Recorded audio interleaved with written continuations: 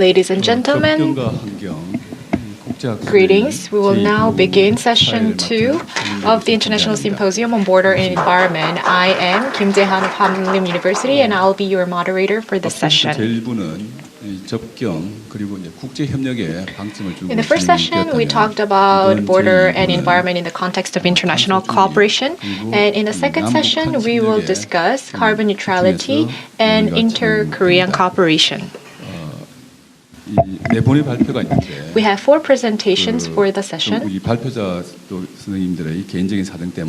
And due to the personal schedules of the presenters, we will hear from the first presenter first, followed by a discussion of that first presentation, and then we will hear from the rest of the presenters. Unlike the first session, we will place a heavier focus on inter-Korean cooperation, and therefore we will proceed the session in Korean. However, we provide simultaneous interpretation, and therefore, I would like to ask the presenters and discussants to bear in mind that there is simultaneous interpretation going on. I will assign 20 minutes to each presentation, and the 4 presenters and the 4 discussants who are joining us today, their background and their experience is explained in detail in the program book, so please allow me to skip their detailed introduction. So in the interest of the time, let me introduce our first presenter, who is Professor Kyoo-Hong of Chung-Ang University, who will present on the estimation of sewerage service by disposal paths of excreta in North Korea.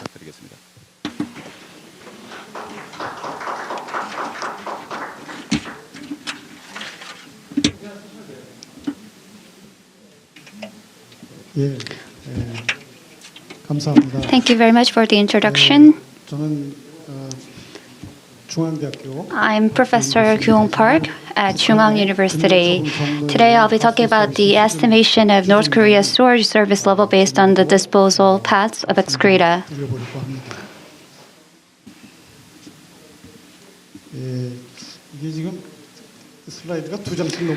I think I'm having a hard time moving between slides on my PowerPoint. Actually, there are some slides that I'm supposed to show you, but I'm not seeing those slides that I want to show you.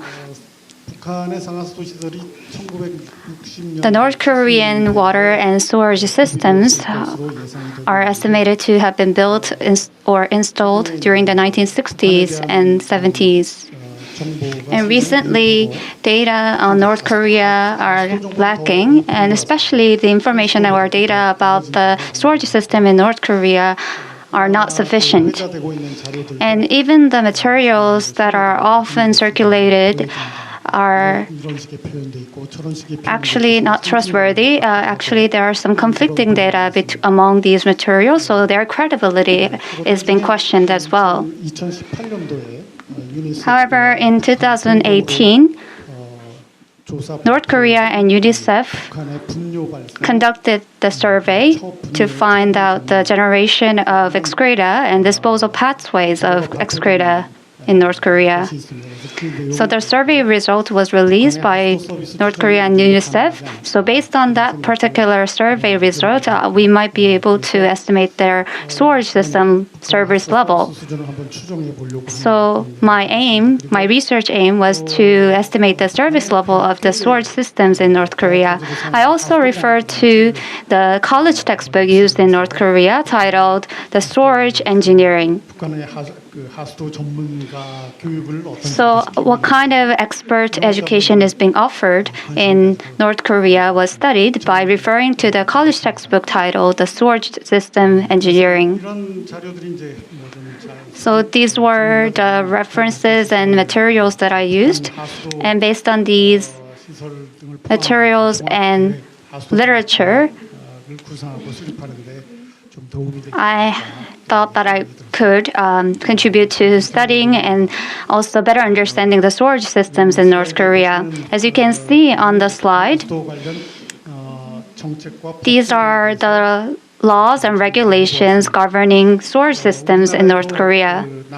Of course, South Korea has its own Sewerage Act governed and managed by the Ministry of Environment, and North Korea has a similar law as well.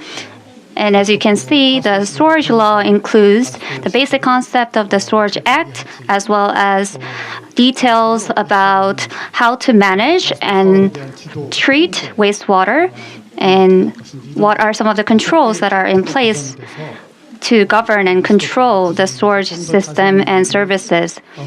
So, for each chapter includes such information about sewerage system in North Korea. And North Korea also has the Environmental Protection Act. It covers not only treatment of wastewater, but also treatment of wastewater, as well as construction of waste treatment plants. I'll move on to the next slide.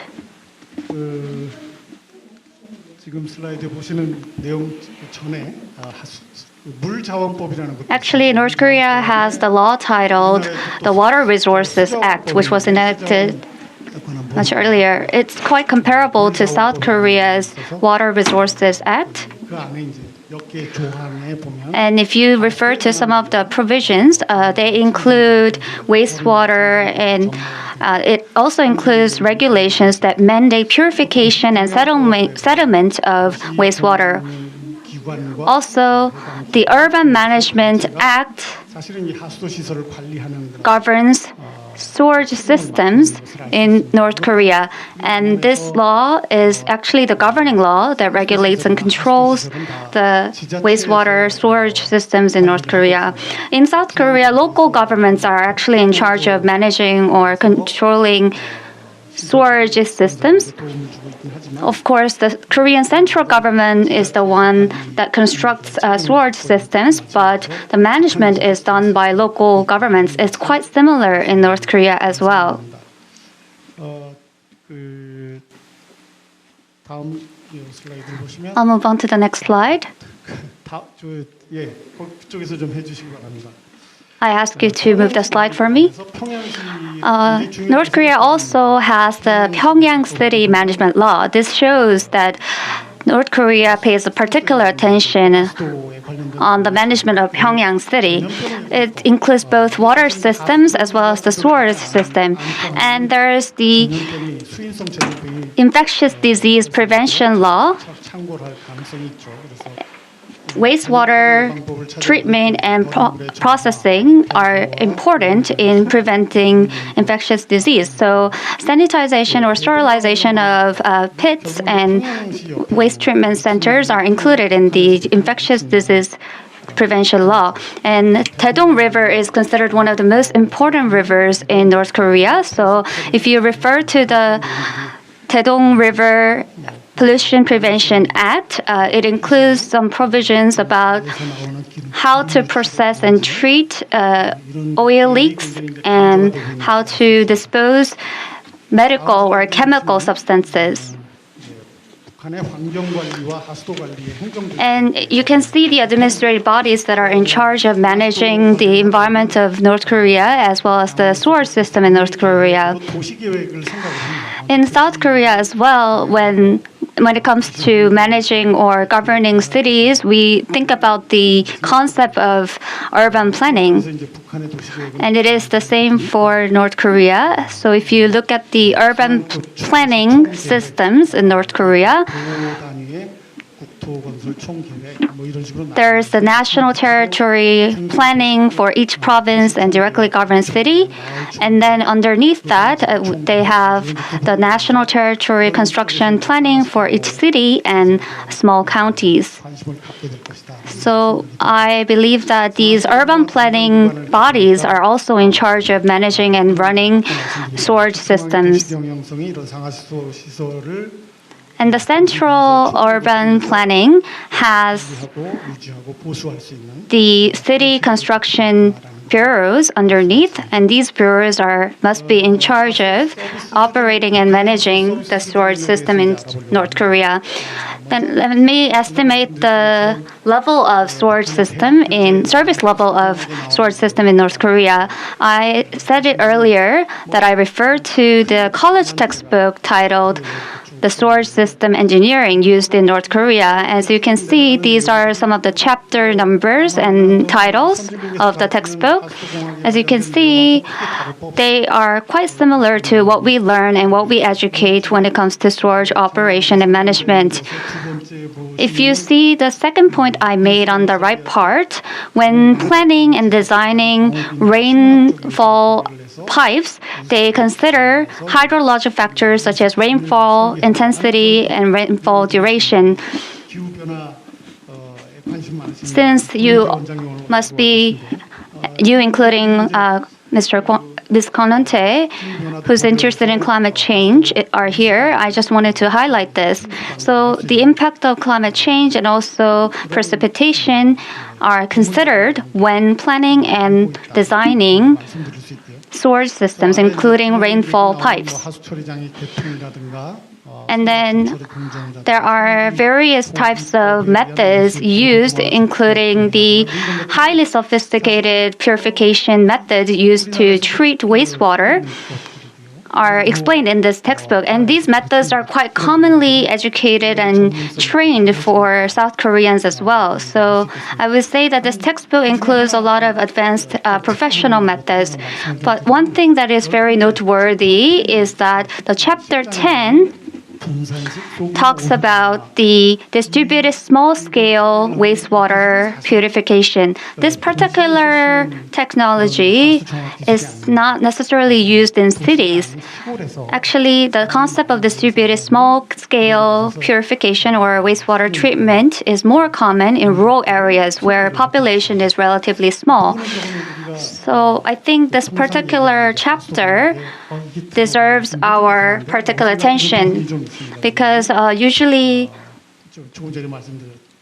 as I said earlier, when we talk about storage systems, we often think of the systems implemented in large cities.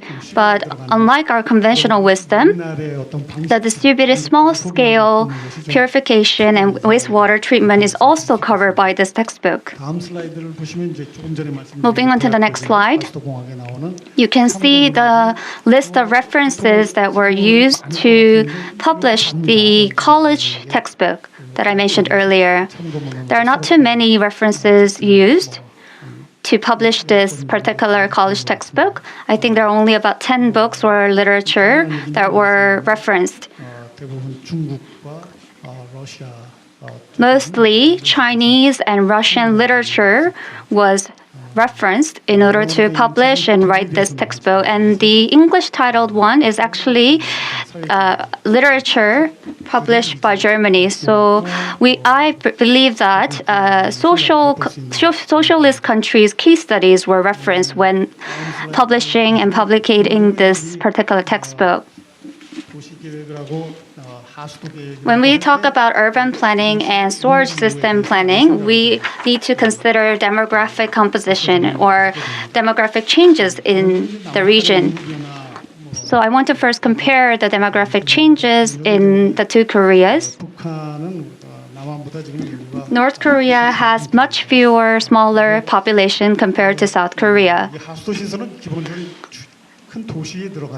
And as you might understand, the storage systems are implemented and installed and operated in larger cities mostly. As you can see, Pyongyang has about 3.2 million population. Hamhung, Nampo, and Suncheon have populations around 400,000 to 500,000. As you can see, most cities have only about 200 to 300,000. So even the cities that are considered large in North Korea, from our perspective as South Koreans, they're actually quite small. So it seems like the population is quite dispersed all around the country in North Korea.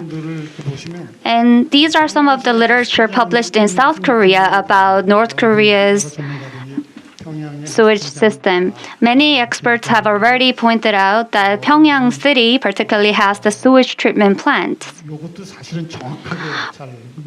However, honestly, I'm not so sure how many sewage treatment plants are located in Pyongyang exactly, because depending on the author, the number of sewage treatment plants in Pyongyang differs. Actually, the most recent literature, however, wrote that there are 3 sewage treatment plants in Pyongyang city. There are many economic difficulties and there is a shortage of electricity supply in North Korea.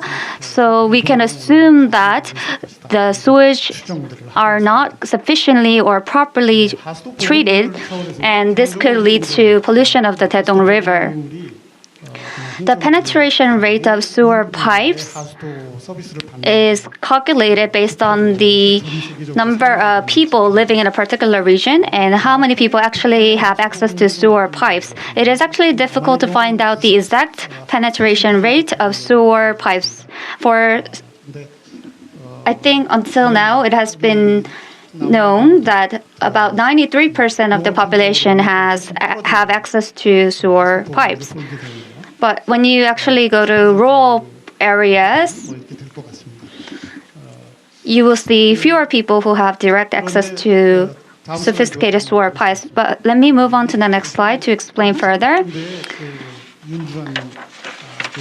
Professor Ju-Han Yoon released a study in 2008 based on the data released by international organization.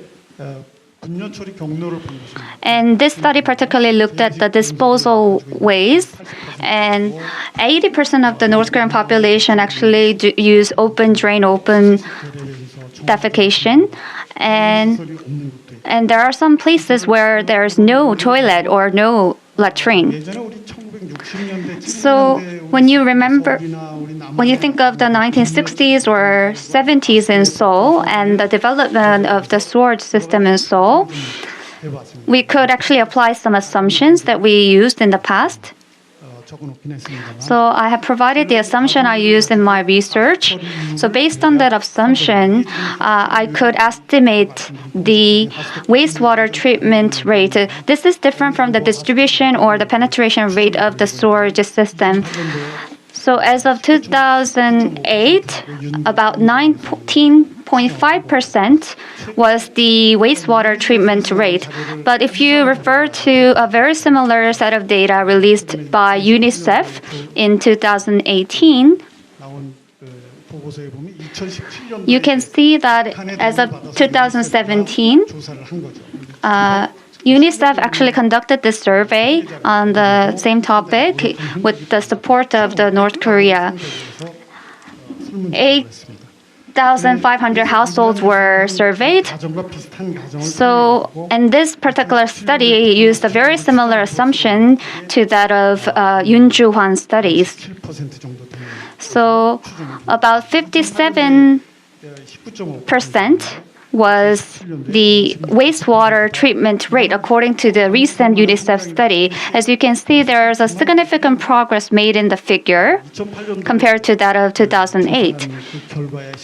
But however, we need to question the credibility of the estimation or the figure of the 2008 study.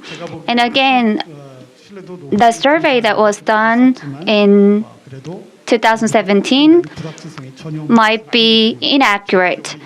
So I cannot make a definite conclusion that this particular figure actually reflects the reality. However, the credibility of the 2017 study is considered to be higher than that of 2008 survey. So based on that assumption, I think there's a progress made in the sewage system in North Korea to a certain extent. And I wanted to classify this into urban areas and rural areas. And as you can see, about 75% was the wastewater treatment rate for urban areas, while the rural areas showed the wastewater treatment rate of 27.9%. That means that in rural areas, live excreta are mostly disposed as they are without being treated. Then I wanted to make a regional comparison So let's move on to the next slide to understand the overall status by each region. As you can see, Northern Hamgyong Province and Chagang Province show the relatively high wastewater treatment rates of more than 50%. And Southern Hwanghae Province shows the smallest treatment rate. And this data, particular graph, is also included in the study done by UNICEF. This shows whether the excreta are being safely disposed or unsafely disposed.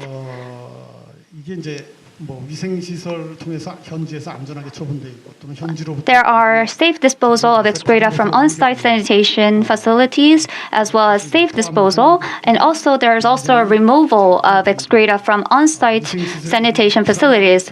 But in most cases, excreta are being disposed unsafely, and they end up being used as compost fertilizers in farmlands.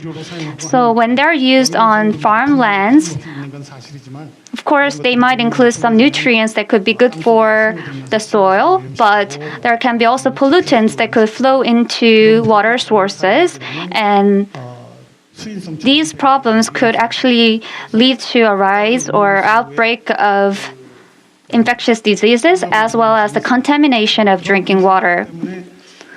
So these challenges actually make us quite concerned. So I believe that this particular statistics could actually give you an implication that this could lead to a pollution of the drinking water, as well as the rise of infectious diseases. And this particular slide shows you the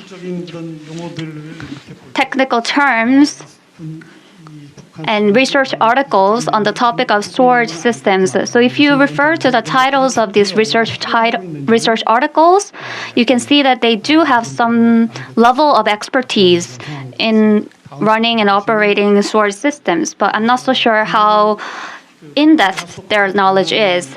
The next section covers the management of storage systems in North Korea. Actually, there's a new water management paradigm, and there have been actually 4 different water management paradigms. The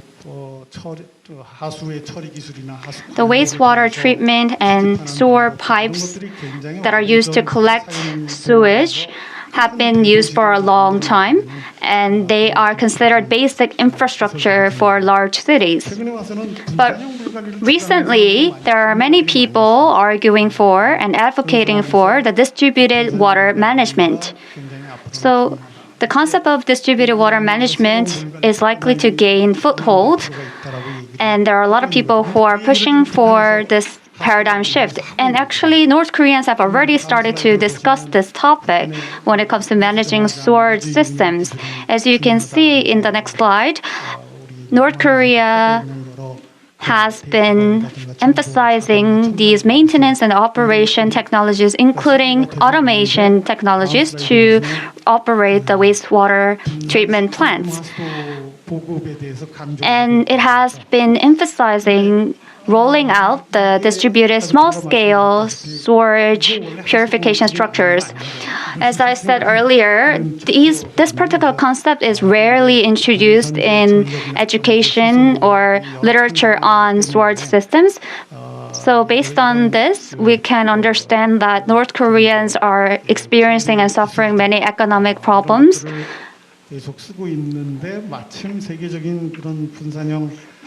And in the midst of such difficulties, North Koreans have already adopted a paradigm shift or a newly rising trend in the storage system that has begun gaining attention in the international discussion.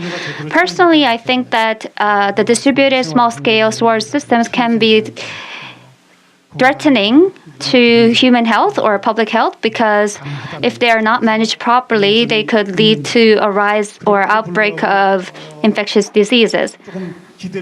However, even so,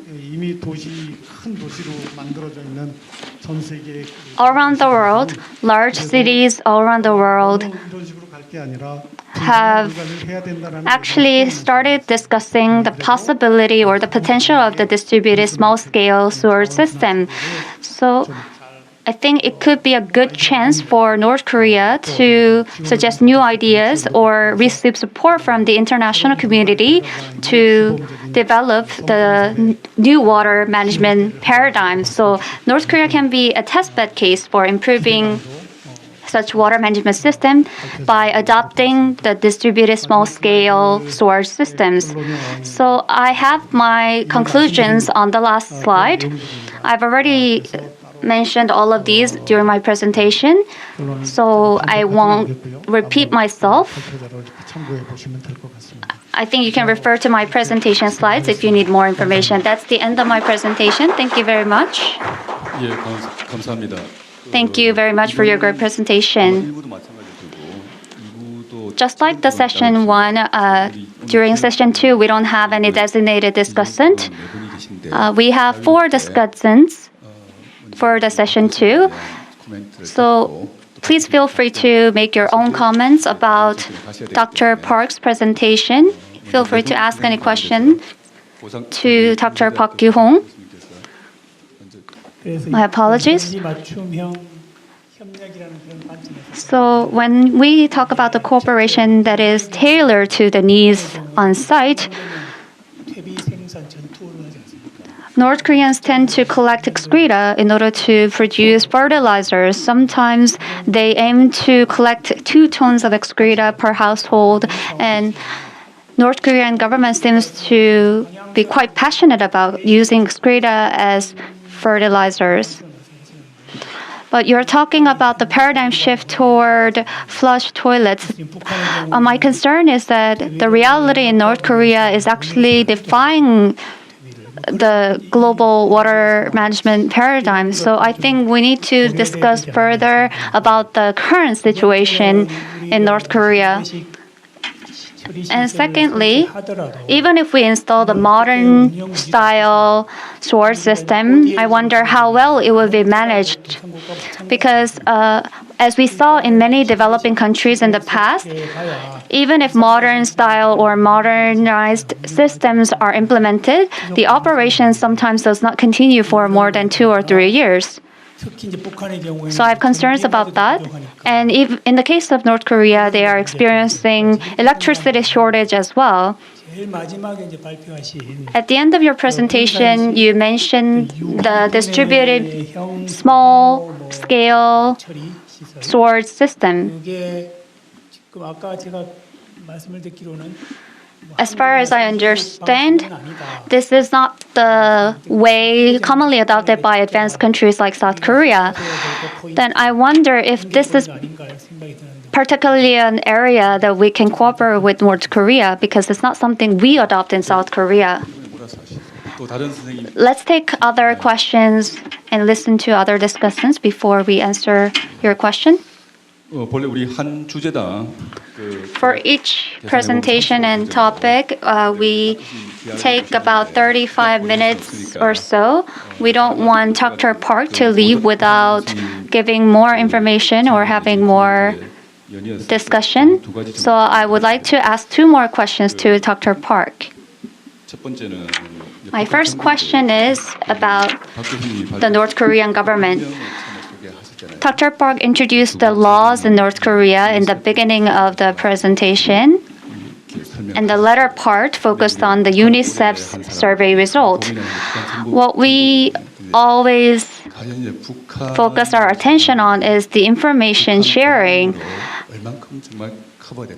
We want to understand whether North Korean reality is actually being explained well enough using the laws and regulations in place in North Korea. So I have questions about that. And also, a lot of international organizations tend to conduct surveys or research on North Korea, but sometimes their survey questionnaires are designed in a way that they want to draw some kind of preset result or preset conclusion. 측면의 조사가 됐을 거거든요. I'm sure they asked questions about the environment 북한 조사는 국제기구가 들어간 in this 조사는 particular survey. 샘플링은 주로 북한이 다 합니다. And usually the sampling of the population or the respondents are chosen by the North Korean government. 글자를 무작위 샘플이나 아니면 구조적으로 I wonder how random the sample was when this particular survey was conducted. And when North Korean government chooses samples or respondents, what are some of the biases that the North Korean government has? And the Korean Environment Institute, who is the co-host of this conference, is actually organizing a team to study the North Korean government. So as you know, when we discuss the sewage system in North Korea, we would like to understand the constraints or limitations we have when we try to study the sewage system in North Korea. That will be really helpful and insightful for KEI. And your presentation is titled Estimation of Sewage Level of Service by Disposal Paths of Excreta in North Korea. But today's conference topic is the carbon neutrality. I thought you would address the issue of biomass, but biomass was not mentioned in your presentation. So since our subtopic is carbon neutrality and inter-Korean cooperation for session 2, could you actually tell us what kind of implications this sewage system or your topic has for reaching carbon neutrality on the Korean Peninsula and inter-Korean cooperation? If you can share your insights by linking this particular topic with carbon neutrality and the inter-Korean cooperation, it will be really informative to the co-host of this event. Is there anyone else who has any questions or who would like to make any comments? I'll hand over the microphone to Professor Chun Dong-jun. I believe that you must have worked really hard to conduct this research.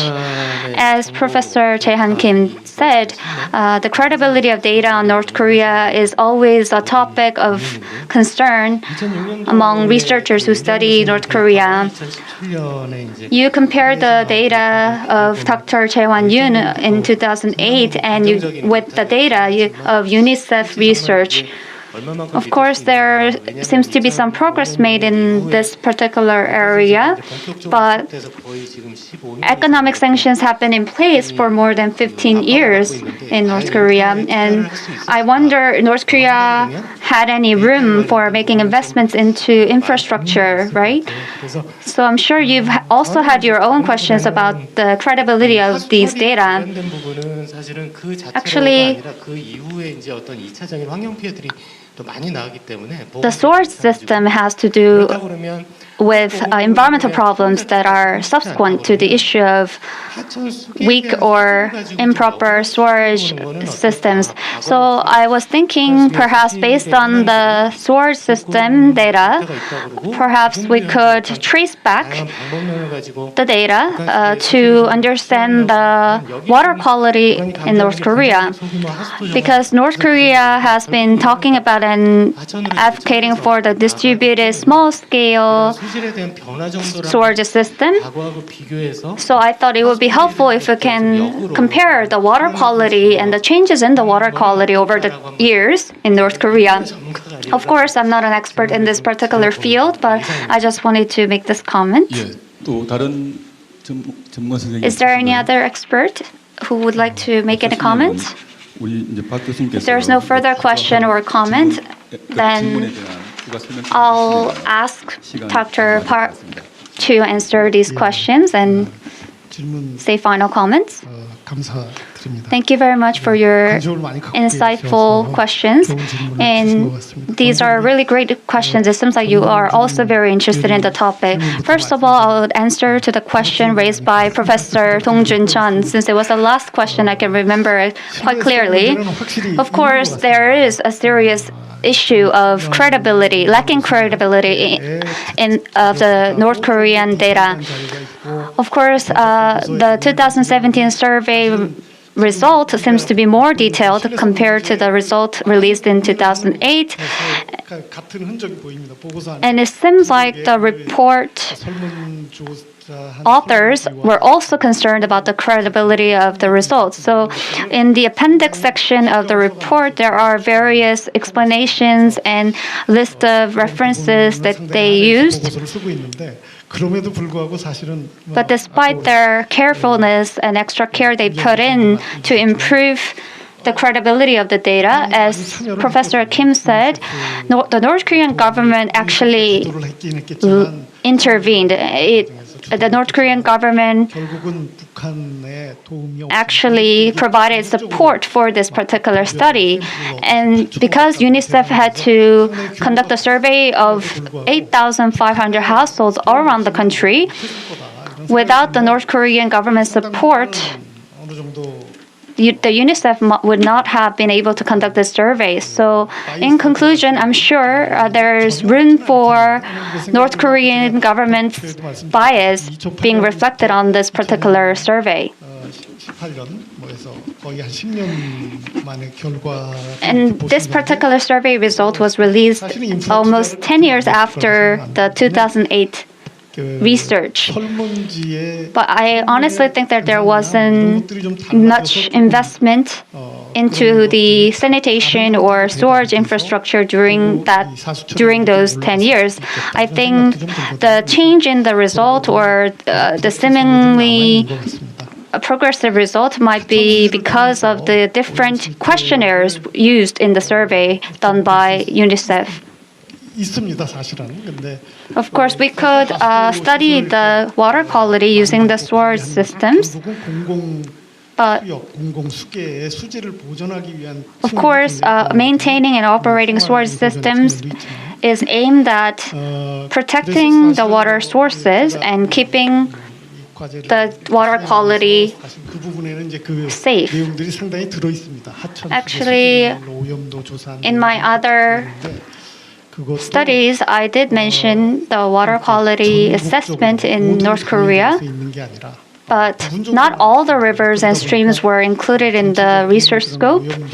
So the overall pollution level or contamination level cannot be predicted or estimated based on these data.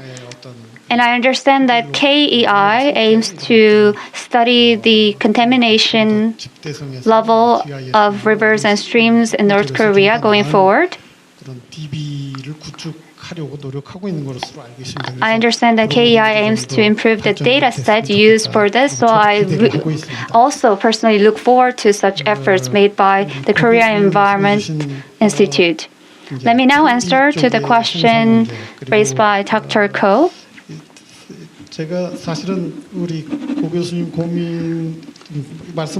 Honestly speaking, I actually thought of the same question myself. The distributed small-scale sewage system modules are being advocated, but it seems like it's the inevitable choice for North Korea. About 200 to 300,000 populations and cities with 200 to 300,000 cities in North Korea are comparable to Ansong in South Korea. And in South Korea, of course, cities like Ansong, even though they're relatively small compared to the capital, the sewage systems are very well established. 사실은 우리 고민하는 대로 이게 그 가장 좋은 형태의 그 어떤 모습이냐. The question of whether this centralized sewage system is the best choice or not should be considered by each region. I think in the case of Seoul, since it is a metropolitan city and it is considered one of the largest cities in the world, there are actually 4 water circulation centers, and each center processes and treats at least 1.5 million tons of water every day. 소규모 분산형 처리로 가야 되는 And actually, Seoul has its own challenges, and there's a need for 김재현 교수님께서 말씀해 주신 need for pushing or leaning toward the distribution source system. 우리가 선진국에서 사용되고 있는 그런 선진국에서부터 사용하고 우리도 지금 사용하고 Because the centralized lure systems have been used by advanced countries, and we are also following the suit. But this particular type of system, it is very energy intensive. 생각을 별로 안 한 In the past, we didn't really think about using or producing energy using biomass. 그래서 앞으로는 이 탄소 중립에 대한 So as we try to reach carbon neutrality in the future, and as we try to produce energy using the methane gas coming from the sludge, and we will probably try to circulate that energy to be used in the wastewater treatment centers and plants. So energy self-sufficiency indicator is the concept that we use to understand this. In a water treatment plant in Austria, there's one particular center that has the energy self-sufficiency rate of 100%, but I think that this is a very exceptional case. I think particular specialized technologies were used in order to achieve that in Austria. So in South Korea, when it comes to energy production, energy neutrality, and we even talk and energy positive that we often talk about, the long-standing use of the conventional storage system actually needs to be revised or improved. A major paradigm shift seems to be happening, including in South Korea.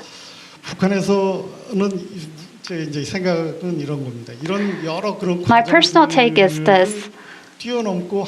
North Korea seems to be advocating for the distributed small-scale storage system, but whether North Korea can adopt this sophisticated or the next paradigm in water management without going through the gradual development of the storage system is a question. I wonder if that is possible. Personally, I've never drawn any conclusion on that topic, but even so, I do have my personal expectations about this possibility. Perhaps North Korea could actually leap forward to the distributed small-scale storage system, which is considered a new concept in the storage system management paradigms. I wonder if my answers answer to your questions. I'm sure there are many more things you can share with us, but because we have other presentations during this session, we'll wrap up here. Then let's conclude the presentation of Dr. Kyoo-Hong Park. Let's say bye to Dr. Kyoo-Hong Park. And we'll move on to the second presentation, North Korea's natural disaster and the inter-Korean cooperation. We have the presentation by Mr. Kang Taek-gu of KAI.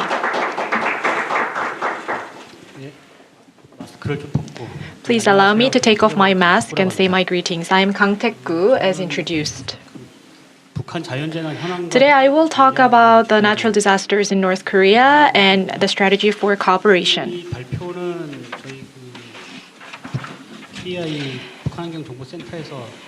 This presentation deals with one of the projects being conducted by the Center for Environmental Information of North Korea. So I hope that this will be an opportunity for us to share information about some of our projects at the center.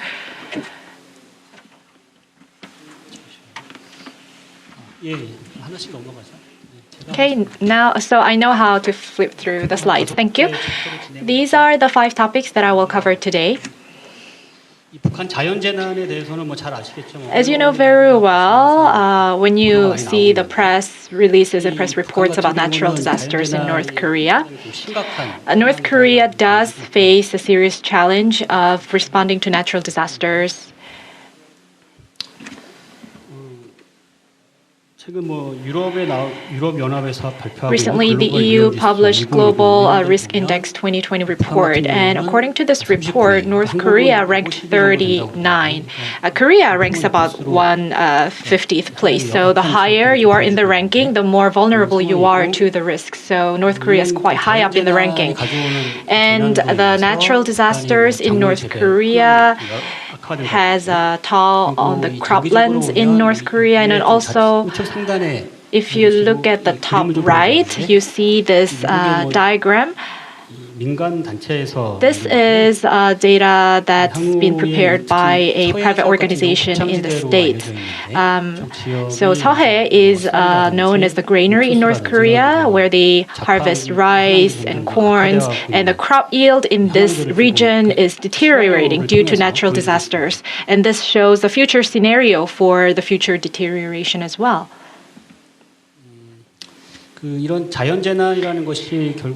natural disasters in North Korea take a toll on human beings, and also there is a material toll, and this leads to inundation due to flooding, and this affects the arable lands in North Korea, and also deforestation leading to shortages of food. As Professor Park said, infrastructure such as the water system in North Korea has quite a poor quality, and therefore when there's a flood in North Korea, and also if there's and that could lead to an outbreak of infectious diseases, it could affect drinking water, which could affect the hygiene and safety of the North Korean people. So you see this chain effect of the natural disasters leading to shortages of food and also negative impact on nutrition. And this leads to a vicious cycle across many different domains. So North Korea faces these natural disasters as a threat. I would like to talk to you about the current status of natural disasters in North Korea, as well as how we can cooperate with North Korea and how the international community can cooperate with North Korea. So we did publish a report on that, and I would like to talk a little bit about that today. And so I would like to talk to you about the past 30 years of natural disasters in North Korea. So this was published in 2015, and it examined the natural. So this was an analysis of between 1991 and 2020. Before that, we did have another report analyzing the previous decade, but this particular report on the slide refers to the period between 1991 and 2020. As you can see, there are different categories of natural disasters. This is the criteria used in South Korea for your information. And as you see here, over 30 years, a total of 272 natural disasters took place. And simultaneously, there were 88 events that actually took place at the same time, whether it's heavy downpour, earthquake, etc. And if you look at this by the decade, you see 5 in 1990s, 11 in the 2000s, and 11.2 in the 2010s. So you can see an increasing trend in the frequency of natural disasters. So as you can see, between December and February, you have the cold wave. Between March and May, you have yellow dust. In June, you have drought. And in July to October, you have flooding, heavy downpour, strong wind, and etc. As for the earthquake, an earthquake with a magnitude of 3.0 or lower is not a very big earthquake. It cannot really be felt by the human beings. But the earthquake with a magnitude of 3.5 or higher, which can be felt by the human beings, there were 14 of such earthquakes. So the table at the bottom of the slide shows the number of these different disasters that took place. This shows the regional breakdown, and if you look here, you see that most of the natural disasters are actually concentrated across the border area. And there could be many theories about why this is so. My assumption, my hypothesis is that around the border area, you have more highly populated areas, and this is where you have the border with South Korea. And these natural disaster data of North Korea has been compiled based on what has been reported by North Korea, as well as international organizations and also the Korean press. And I believe the media mostly reports on the natural disasters around the border area, so maybe that is why we see a high concentration here. disaster. However, in Yangang or other remote regions, maybe the natural disasters happen at the same frequency, but they are less reported by the media. Also, these areas that are farther from the border area have less population density, and that is perhaps why there are less reports as well. And now I would like to talk a little bit about North Korea's responses to natural disasters.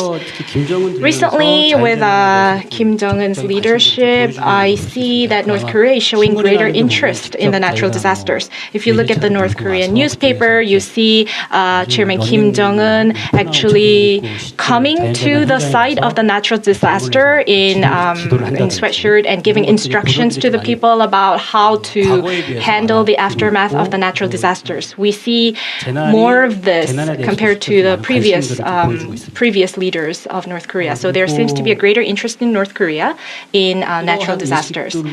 And due to such changing perception, in the past we didn't have a lot of media coverage in North Korea on the site, but now we have more media coverage on the site. So you see anchors actually talking and giving media coverage in the rain, in the heavy rainfall. And also they seem to use radio or TV broadcasting in order to let the people know about the natural disasters. Also, they seem to be building a system to respond to the natural disasters. Of course, we have limited knowledge of that. But for example, under the Central Cabinet, they have built a National Emergency Natural Prevention and Response Committee. And this particular committee is referred to by different names depending on the media outlet. But all we can do is assume that there must be a single body which has been established to respond to natural disasters. But there isn't enough integrated information for us to make sense of what's really happening there. And also, North Korea seems to be joining the international community's trends of responding to natural disasters.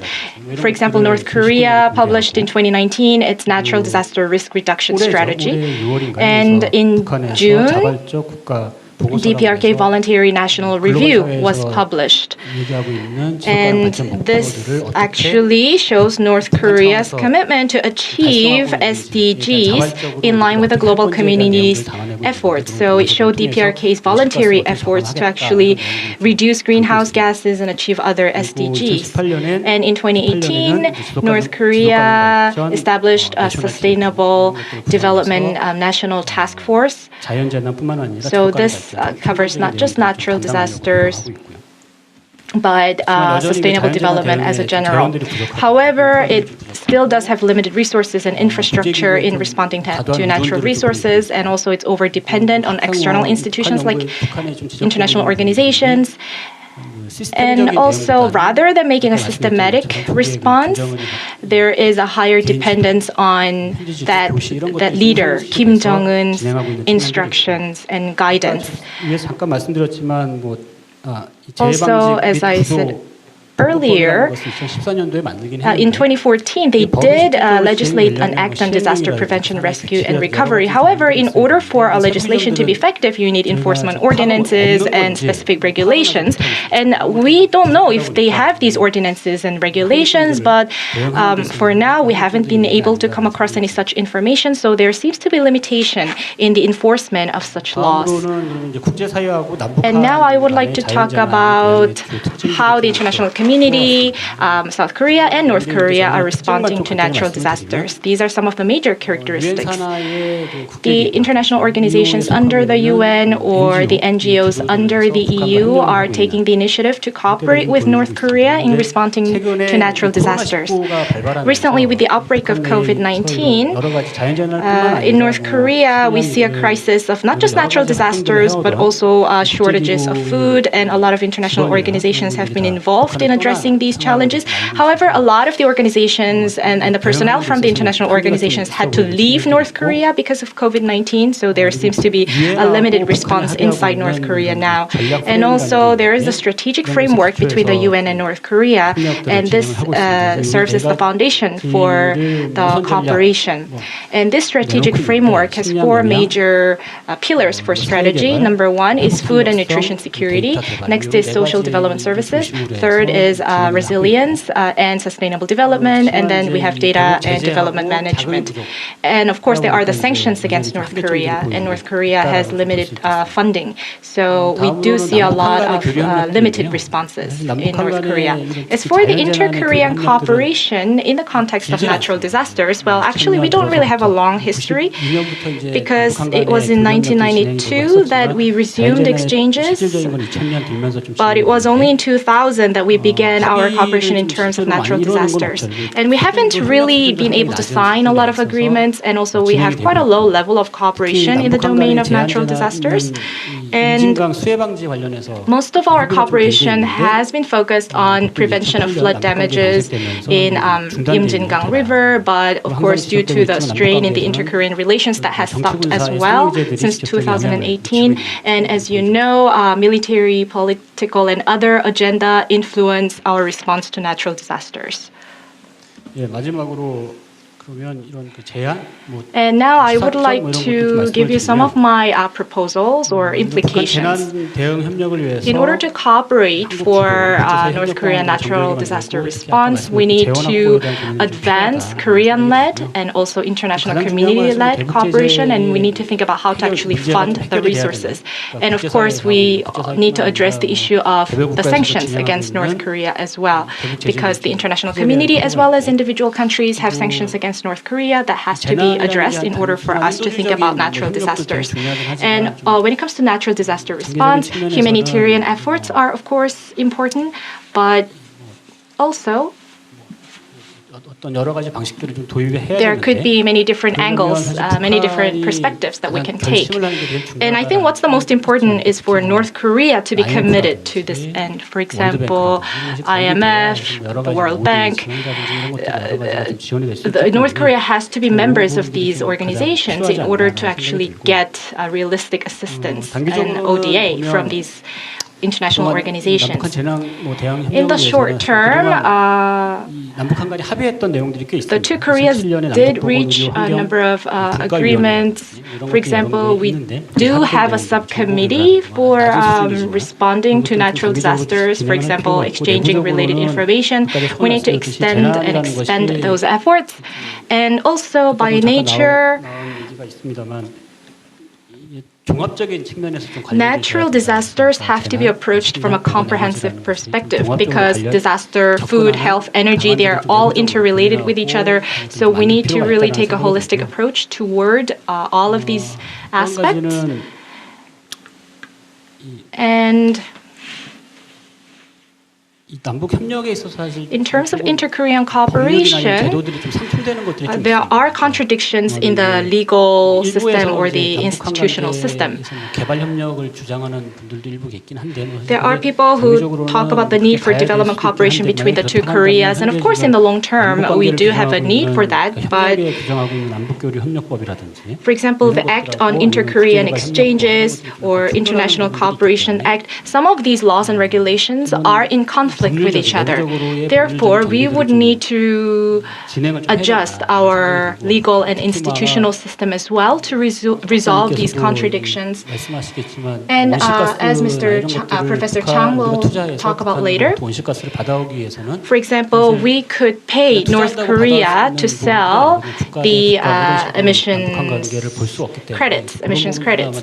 And so but that is currently not allowed under the legislation. So I think we will need to make some adjustments in the legal system to allow for these new approaches. And in the long term, we need to have a comprehensive cooperation strategy that covers not just natural disasters, but also food and health and other domains as well. With that, I would like to conclude my presentation. Thank you. 예, 감사합니다. Thank you, 강태국 박사님. Dr. Kang. For our last presenter today by Dr. Chang Won-Seok of KI, who will be presenting on cooperation between South and North Korea for net zero emissions on the Korean Peninsula based on NBS and REDD+. Dr. Myeong was in the UK and she recorded her video in advance, so I was not able to tell her about the time assigned to her, so she went a little over time. And Dr. Chang, I would like to keep to your assigned time of 20 minutes, please. Thank you. As I've been introduced, I am Jang Won-Seok of KEI.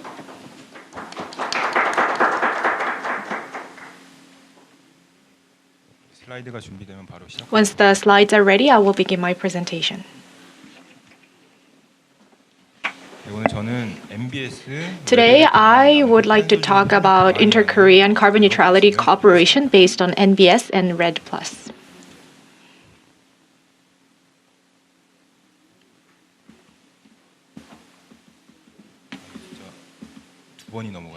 So I keep flipping past 2 pages if I click it once. There seems to be a problem with the clicker, but here we are.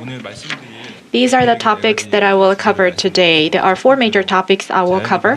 First of all, I will talk about nature-based solution or NBS and REDD+ and what they are. And also I will talk about the carbon sink for carbon neutrality.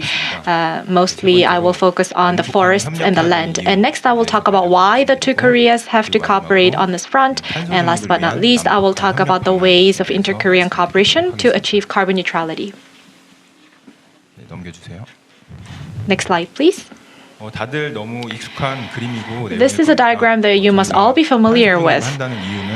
Achieving carbon neutrality means alleviating and reducing global warming and also slowing down global warming. If we maintain business as usual greenhouse gas emissions, then by 2040, it's very likely that the global temperature will rise by 1.5 degrees Celsius.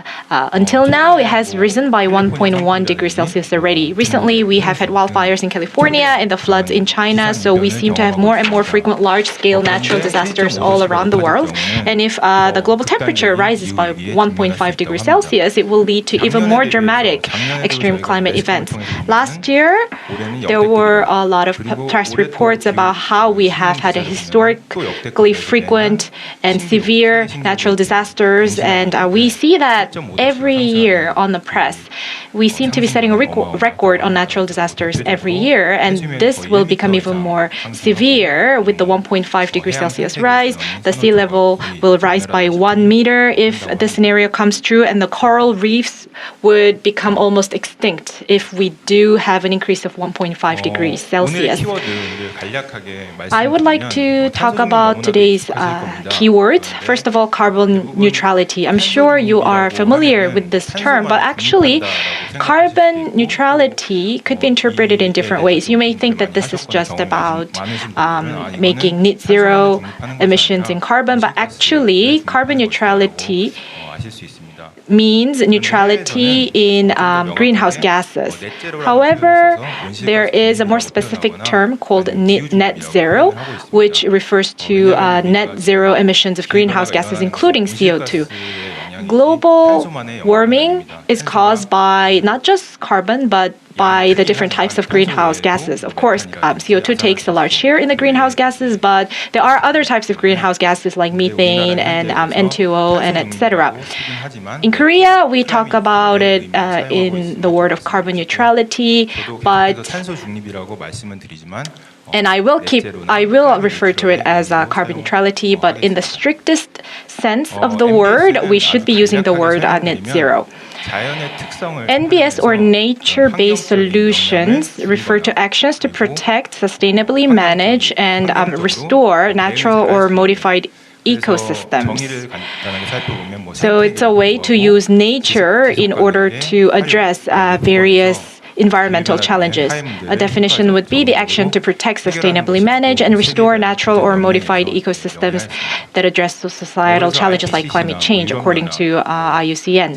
So IPCC or the EU or the IUCN continue to emphasize NBS as a way to achieve carbon neutrality. Now let's look a little deeper into NBS.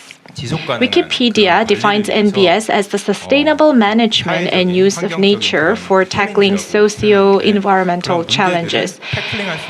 And NBS could be an effective way to address socio-environmental challenges. There are different types of NBS. For example, we have the urban wetland and urban forests. You see those in the pictures here, and also coastal wetlands and inland wetlands, vegetations and forests, green spaces in the urban area, floodplains and mangroves. But today I would like to focus on the forests as NBS. There are different functions of NBS. They can serve as carbon sinks, and also they can allow us to adapt to the climate change. And also, we have the ecological functions of addressing water shortage, water quality pollution, food security, human health, biodiversity, and disaster risk management. So NBS allows us to address a lot of these challenges. NBS를 말씀드렸는데 Now that we talked about NBS, we have to also talk about CCUS, which is on the other side of the spectrum. And also we have DAC as well on the other side of the spectrum. So you must have read the report by one of the international organizations on CCUS. So NBS is a nature-based solution, but CCUS and DAC are the more artificial methods. Let's look at CCUS first. As you see, I mean, just the pictures here on the slide look very artificial. CCUS involves a lot of plants and the facilities that have to be equipped by the plants to capture, store and reuse carbon. CCUS stands for carbon capture, usage and storage. So it's a combination of CCS and CCU. And the advantage of CCUS is that it can store a large amount of CO2. CCS and CCU can allow us to accelerate the achievement of carbon neutrality, and so there's a lot of investment in CCUS. However, the con is that it does require a lot of investment, and it's a future-oriented technology. So one day it could reach perfection, but at the moment we do still have technical limitations, and it does require a lot of investments. And also there's a possibility of CO2 leakage because CCUS involves storing CO2 in the land, so there is the risk of leakage from the geological storage. And also you have to consider the geological features to select the right site, and also requires a lot of energy when you operate these repositories. And CCUS goes hand in hand with the power plants, and therefore this is a technology often used in fossil fuel burning, like the coals and gas. But these thermal power plants are decreasing all over the world. So we have an alternative here called the DAC, which is direct air capture. CCUS is about capturing CO2 from point sources to be recycled, but DAC is about capturing CO2 directly from the ambient air.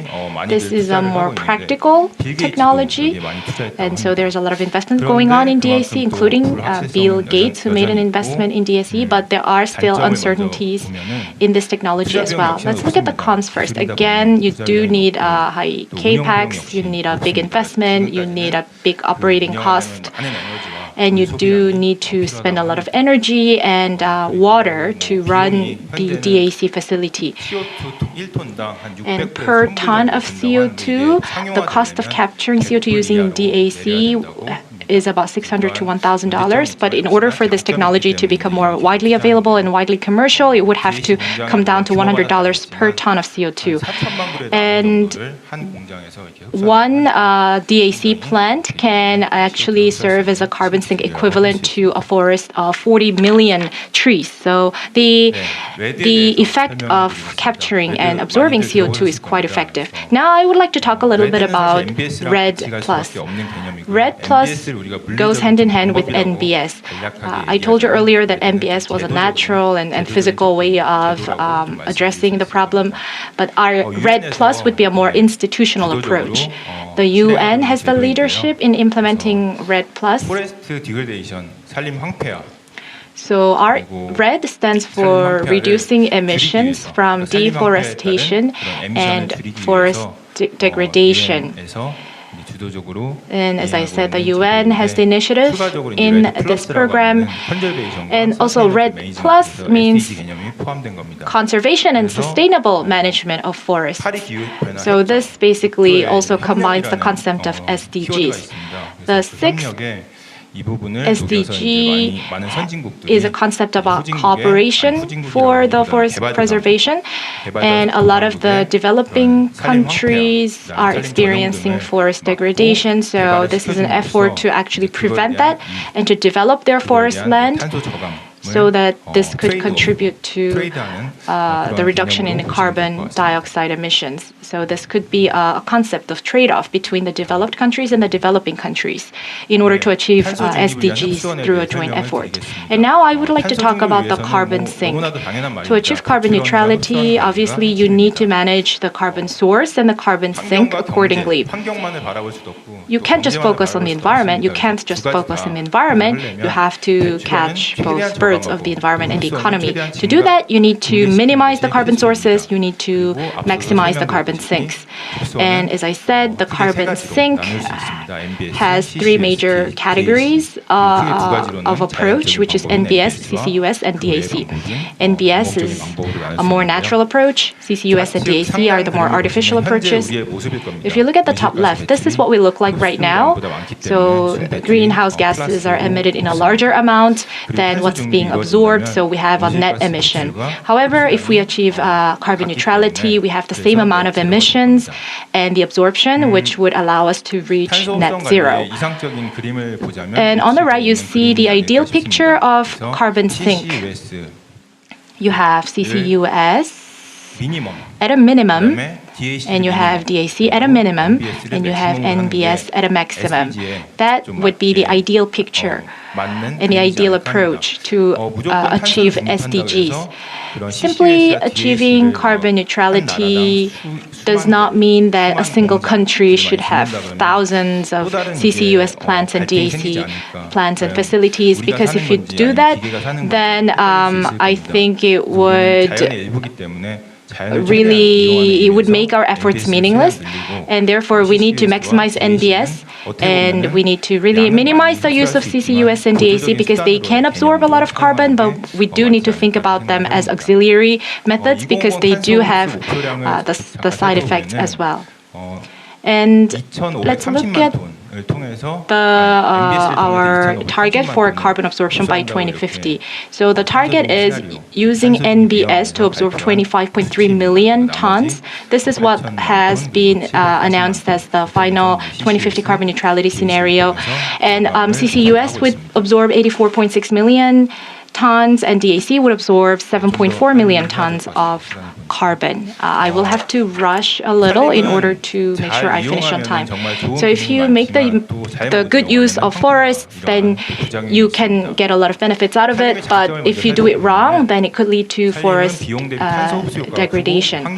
Forests, of course, are effective at absorbing carbon relative to the cost, and also it continues to stay effective. So the forest can be considered BECCS or bioenergy CCS, which basically means it's a natural repository of capturing carbon. It's a great natural carbon capture and storage repository, and it offers the ecological services, and it allows us to adapt to climate change. But the forest is not just a carbon sink, but also it offers ecological benefits, and therefore we should make sure that we create an environment where the human beings and other organisms can coexist in harmony. So if you do it well, forests can become a great resource. If we use it wrong, then it would lead to forest degradation. Forest degradation obviously leads to a reduction in carbon sink, and once any forest is degraded, it takes a long time to recover. Also, forest degradation always is discussed coupled with soil degradation. So forest degradation can accelerate soil degradation. So, as of 2018, per hectare of forest, 41.3 million tons can be absorbed, and as of 2050, it would absorb 25.3 million tons. And this is based on the unit of ton per hectare per year. 임명이 30년 이상, 즉 40년, 50년, 60년 되면 점점 After 30 or 40 years, the amount 어린 나무를 심어야 되지 않냐. that can be absorbed with forests would decrease, so we do need to replant trees. PNAS 논문 다들 임팩트 팩터가 뭐 10 And the impact sector with more than 10 in journals, these prestigious journals, say that once the trees become aged and older, they do absorb more carbon. And if you look at PNH papers and articles, younger trees do absorb more carbon, but by young, it refers to 140 years or older. So 140-year-old trees are the young trees according to these papers. In Korea, we mostly have 30 to 40 year-old trees, so we need to actually make sure we have a better understanding of the relationship between the age of the trees as well as their absorption efficacy. Because this could actually place or reduce the pressure on manufacturing industry or other industries in Korea that emit a lot of carbon dioxide. So we need to have a more accurate understanding of this in the Korean context. And if you look at the impact of forest degradation, we heard from Mr. Park and Mr. Kang and Mr. Myeong already about this. Now, forest degradation could lead to natural disasters like landslide and floods, and it would inundate farmlands. It leads to the loss of farmlands, and it heightens the floor of the rivers and streams, which would pollute the surface water, and also it could pollute drinking water, and it could lead to shortage of food. So there's this chain effect of forest degradation, which has been proven through a lot of research, as you see here. 앞서서 말씀드린 것처럼 산림 황폐화는 토양 황폐화랑 항상 같이 forest degradation leads to land degradation. According to biogeochemistry major scholars, the land is the repository of all global resources and the source of life. So the carbon in land is more than 3 times the carbon in the atmosphere. So I say that carbon in the land is kind of like a sword. It's a double-edged sword. So if the carbon is in the land, it could actually become a great resource. But if it's in the atmosphere, then it can be the culprit behind climate change. So just like the knife in the chef's hand is a great tool, but if the knife goes into the wrong hand, then it could harm people. Just like that. And the value of carbon in the land amounts to 22 billion Korean won per year. So if we lose that, that actually amounts to a significant loss in value. This shows a 4-year global survey. And this shows the economic impact and loss caused by soil erosion in the states. The total loss caused by land loss is about 85 billion Korean won per year, and the total loss caused by soil degradation would reach about 580 billion Korean won per year. Now I would like to talk about why the two Koreas have to cooperate. Cooperation, of course, should be a win-win model for both parties. We need a carbon sink, and North Korea needs to prevent natural disasters and prevent forest degradation. As I said, Korea is a manufacturing powerhouse. One of the disadvantages of manufacturing industry is that it's a large emitter of carbon. And of course, it's difficult for us to give up manufacturing industry. So steel, petrochemicals, cement, and other manufacturing industries that emit a lot of carbon are under a lot of pressure. According to the Industry Research Institute of Korea, 시나리오로 인해서 the carbon neutrality scenario would impact about 44% of the manufacturing production, and it could actually lead to a loss of jobs for as many as 1.34 million people. So we need to address that. In North Korea, they need afforestation because since the 1990s, due to serious economic crisis, they have actually taken advantage of the forests for firewoods and slash and burn fields, which have led to the forest degradation, land loss, and natural disasters. So they do need to recover their forests. So how can we actually mutually help each other? We need to first identify the pros and cons of the two countries. South Korea has strong civil engineering technologies, renewable energy, ESS, and other technologies, whereas North Korea has a great natural environment for NBS. And South Korea is the world's number 3 manufacturing powerhouse, so we need to really maximize our carbon sink, whereas North Korea needs to recover its natural environment and reduce natural disasters and secure food and energy. 그래서 몇 가지 그림을 준비했는데요. 이제 뭐 평양시라든지 On the slide, you 함경남도, see the map, 강원도에서 the pictures of Pyongyang, 함경북도, 함경, 민둥산이라고 표현하겠습니다. 강원도 and 황해북도. So these are some of the provinces that you see here. A shows almost like a wasteland, so it has been reduced to a wasteland due to forest degradation. And B, C, D also shows the degradations caused by flooding. But these are pictures from 2020 and 2021. So this is actually what the land looks like even right now. North Korea has proclaimed a commitment to achieve carbon neutrality, as Professor Myeong said. In North Korea,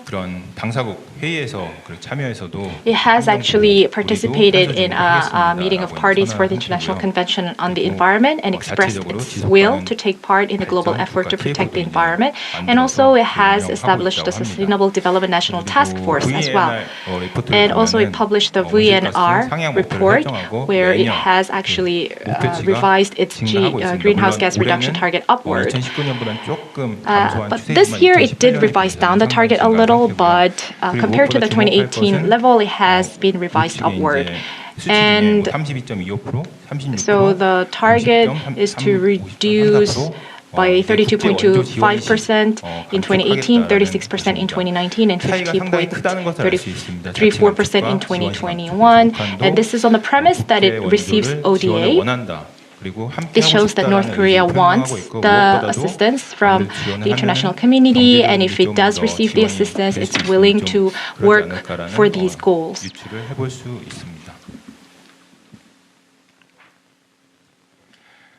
And now I would like to talk about the ways for the two Koreas to cooperate for carbon neutrality. And I'm sure that you're familiar with these concepts. South Korea went through the same experience as what North Korea is going through right now, and that's good because we know what they're going through and we know how to solve their problems. In South Korea, after liberation from the Japanese rule, well, actually before the liberation, all of our mountains were naked. So if you looked at Hanyang from the sky, it was a wasteland. It wasn't like a naked land. That was a sentence in a German journalist Gente's publication before the liberation. But after liberation, we designated Arbor Day and we attempted afforestation, but it was not so successful because the 80% of the fuels used in households were firewoods. So even if they do plant trees, these trees were felled for firewood. And after the Korean War, even the trees in the deepest of the mountains were logged, and so it almost seemed irrecoverable. And the UN report also used the phrase chronic and irrecoverable in relation to the forest degradation of Korea. So the UN was very pessimistic about the recovery of Korean forests.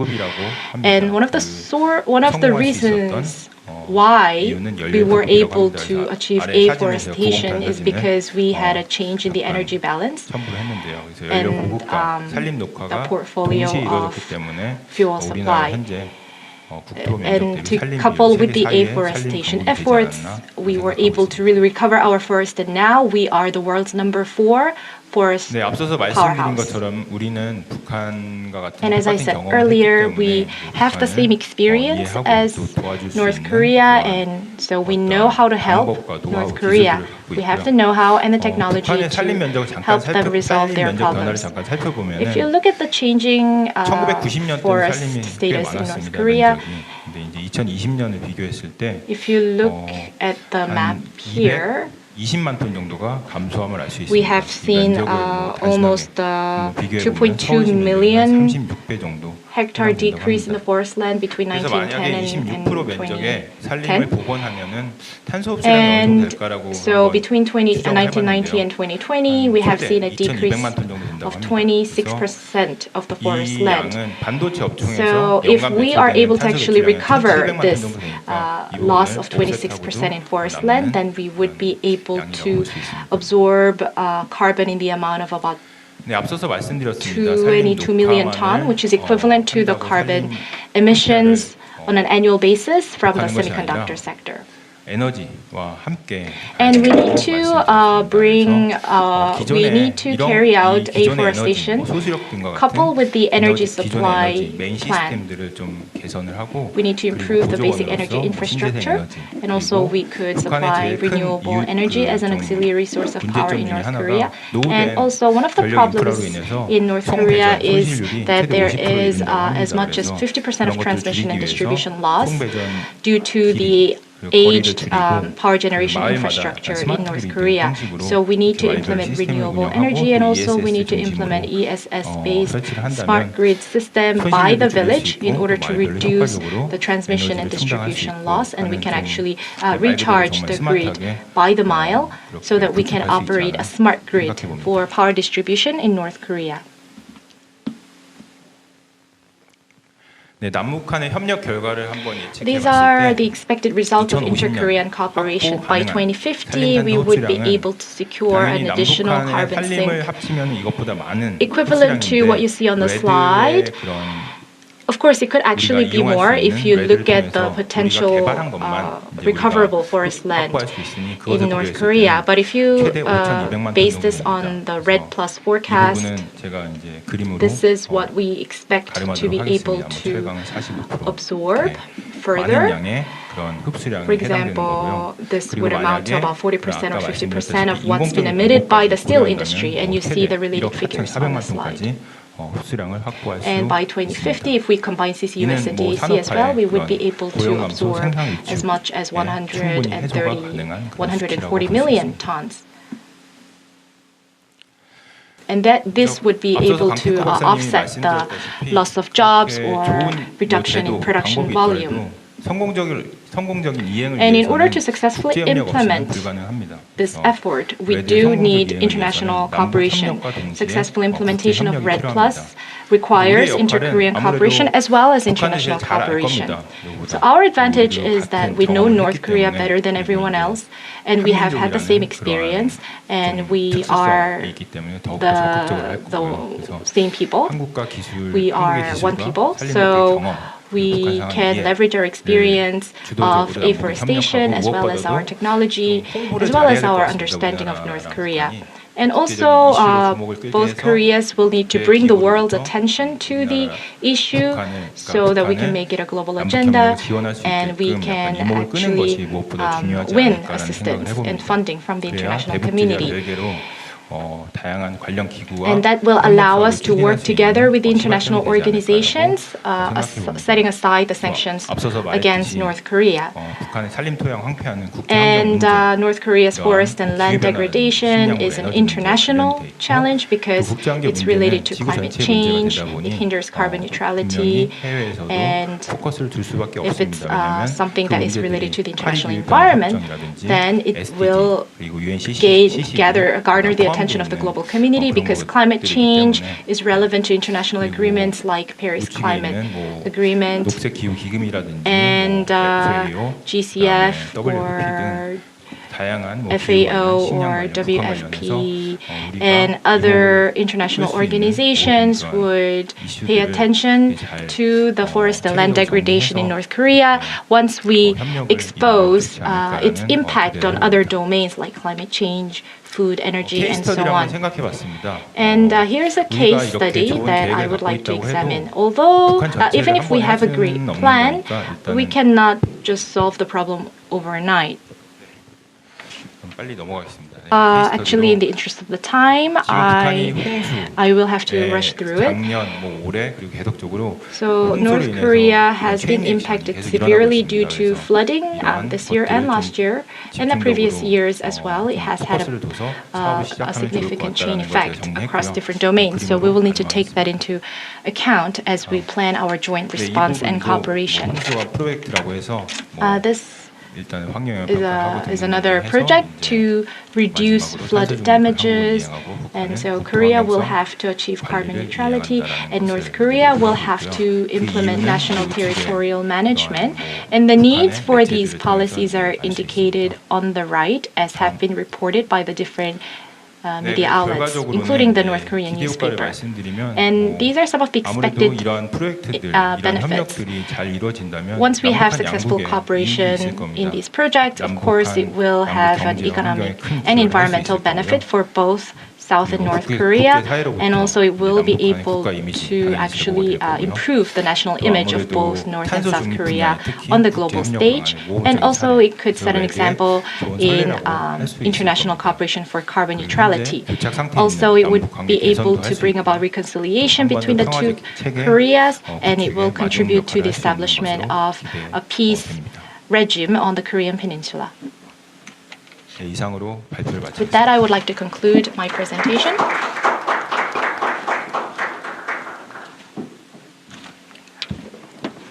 이건 되나요? Can you hear me now? Yes. 감사합니다. Thank you. 이제 지정 토론자 네 분 선생님. And now we will have a discussion session with the two presenters. 만 해도 풀이 예정된 시간을 넘게 넘어 끝나게 됩니다. 그래서 어려우시겠지만 일단 그 네 분 선생님하고 발제자 선생님. So the four discussants and presenters, please make your comments within 5 minutes. 일정표 순서대로 가나다 순 같은데요. 먼저 첫 번째. I'll first ask the first discussant, Mr. Sung-Ryong Kang of the National Institute of Ecology. 감사합니다. 국립생태원 강성룡입니다. 우선 Hi, I'm Sung-Ryong Kang of the National Institute of Ecology. First of all, I would like to thank you for inviting me to this meaningful event. 두 번째, 세 번째, 네 It has 번째 been really 발표가 interesting, especially the second, third, and the fourth presentation cover the topics that are often mentioned and discussed in the global debate on the relevant topics. So especially the focus on nature-based solutions and relevant strategies were mentioned, and the global community is also working hard to pursue that. And those presentations really gave us a great summary of those topics. 장원석 박사님 발표를 보면서 As I listen to your presentations, all the discussions that are currently going on in the global debate have been summarized really well. And even the solutions were mentioned during your presentations, so thank you very much. 그 말씀을 드리고 싶은 부분은 장원석 박사님께서 First of all, at the end of your presentation, Mr. Chung, 이 기후 변화에 의해서 you mentioned that climate change has caused many different types of disasters. Particularly, the forest degradation and soil degradation could lead to severe droughts, and this could cause negative impact on the livelihood of people. Then how should we approach or address these issues? When we consider addressing these issues, you mentioned that we need to consider the energy sector as well. Let me explain my point further. When it comes to inter-Korean cooperation and international cooperation, in fighting against global climate change and 이슈가 됩니다. preventing desertification. 실제로 생물권 유네스코에서 하고 있는 생물권 보전 지역 And 핵심 지역을 보호 the 지역으로 이제 해서 key areas are designated as the protected areas for ecosystems. 살 수 있는 상생 방안까지 이렇게 And they often pursue ways to improve the livelihood of people in the regions. I'm sure in North Korea, when responding to natural disasters and these issues, they would definitely consider the livelihood of 이렇게 보여질 수 the 있는 people. 그런 국제 이 기구에서 하고 있는 And when we talk about the biosphere reserves, I think we could actually link inter-Korean cooperation with the biosphere reserve projects. So currently, 7 countries in the Northeast Asia are working together to protect such biosphere reserves areas and regions. So could you actually link your solutions or your suggested solutions with the current projects that are going on to protect biosphere reserves? Because when we cannot pursue inter-Korean cooperation right away, there can be an alternative of involving and engaging other countries to pursue multilateral cooperation. And in climate change, in terms of climate change, we talked about carbon neutrality, and you especially focused on the impact of forest. The NGOs can first of all develop wetlands to address climate change. And also we have the Migratory Bird Partnership in East Asia, where we actually set protected areas in wetlands. And so besides forest, wetland is also one of the representative carbon sinks. So from the perspective of protected areas, I think wetland could be another option that could be considered to be designated as a protected area. In the biodiversity agreement, we have the post-2020 target. And we have this proposal to add 30% more of the oceans and land as the protected areas, so that we can increase carbon sinks. So basically, I think taking this approach of protected area designation could be a way to address our challenge. And Professor Kang, you talked about the natural disaster response, and you said that disaster, food and security, and health, they are all interconnected. I think ecosystem is really where we should begin with, whether it's forest, whether it's wetland. We will have to preserve these places, and we have to work with the international community to preserve these areas. So there could be many different priorities: drought, flood, heavy downpour, typhoon, yellow dust. These are some of the serious natural disasters in North Korea. And I think one of the big priorities is to protect the ecosystem and to protect the nature itself. And we need to prioritize the different ecological systems to protect. And I guess forest is, of course, one of the highest priorities. And so when we think about inter-Korean cooperation in the context of carbon sink, I think we can take a soft approach of designating protected areas in forests and wetlands so that we can conserve the ecosystem, and that could actually have the benefit of reducing natural disasters. And also this could lead to better energy model. And so I would like to suggest that this could be turned into use cases to be shared with the global community. Thank you. And next we have Professor Ko Sang-Du of Yonsei University. Yes, thank you. Environmental cooperation with North Korea has a significant possibility for us. I think one of the reasons why the inter-Korean cooperation is not so successful today is because we have sanctions against North Korea. Humanitarian cooperation, however, is an exemption to the sanctions. And therefore, it's not a big problem when it comes to humanitarian assistance. Once we overcome the sanctions against North Korea, we have extra barriers to overcome, and that is lack of cooperation from the North Korean authority.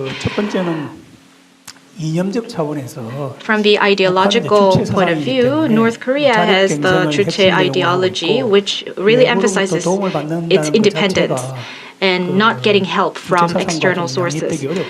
So getting help from the outside can actually contradict with their Juche ideology. And they are claiming that they have become a strong and prosperous country, and so they have to build that image. And if they get help from the outside, that's going to contradict with this slogan. And therefore, North Korea does not call ODA an assistance. North Korea calls it a cooperation project with the international community because they don't want to use the word assistance when they communicate with the North Korean people.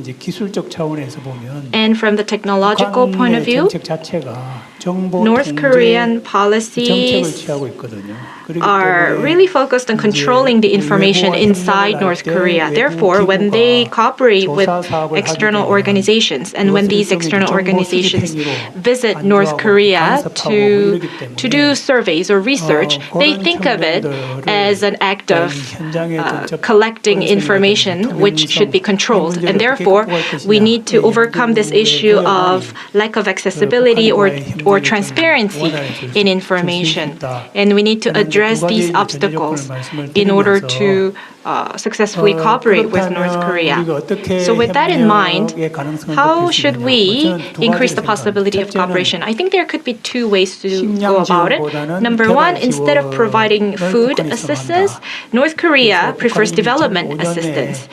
In 2005, North Korea already rejected humanitarian assistance. They are demanding development assistance. Humanitarian assistance is focused on providing them with the food, but development assistance is more about helping them sustainably develop their economy.